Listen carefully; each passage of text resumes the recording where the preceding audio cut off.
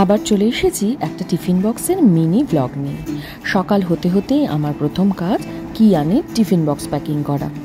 কালকে লাঞ্চ বক্সের ব্লগটা দিইনি বলে যারা আমাকে মেসেজ করেছেন তাদের জন্য আমি কি বলে যে ভালোবাসা জানাবো আমার কোনো ভাষা নেই।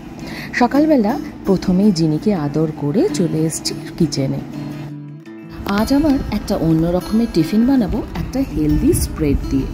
এই ব্রেডগুলো দেখছেন না, এগুলো পাওভাজি ব্রেড। পাওভাজির জন্য কেনা হয়েছিল, কিন্তু সবটা খেয়ে আর শেষ করা যায়নি। সেইগুলোর সদ্গতি করতে হবে, তো সেই জন্য একটা হাই প্রোটিন স্প্রেড বানিয়েছি।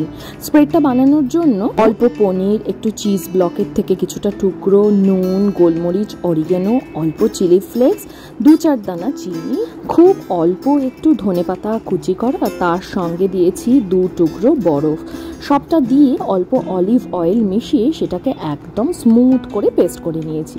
আগে যে স্প্রেডটা বানিয়েছিলাম না, অনেকটা সেটার মতোই এটাই একটু এদিক ওদিক ইনগ্রিডিয়েন্টস দিয়েছি, এই আর কি।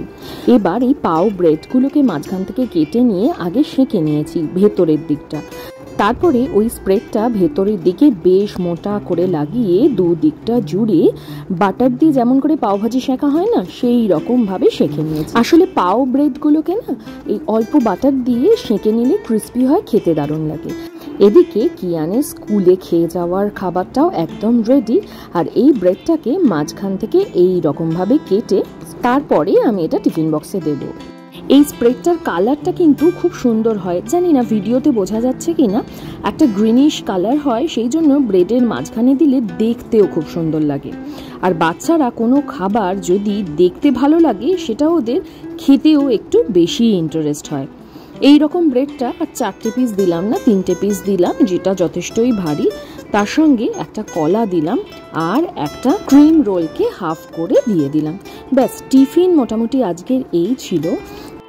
বাড়িতে একটু অসুবিধার জন্য এই ভ্লগগুলো একটু ইরেগুলার হচ্ছে, কিন্তু আমার বন্ধু বান্ধবরা যেরকমভাবে খোঁজ নিয়েছে তার জন্য আজকে ভাবলাম কোনো মতে একটা ভিডিও একটু করিয়ে নিই।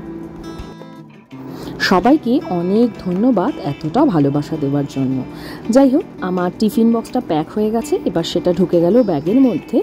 আর এখানে আজকে বানিয়েছিলাম চাল ডাল দিয়ে একটা সাদা খিচুড়ি, আর তার সঙ্গে একটা ডিমের পোচ, আর তার সঙ্গে আমার জন্য রেগুলারের মতো একটা গ্রিন টি।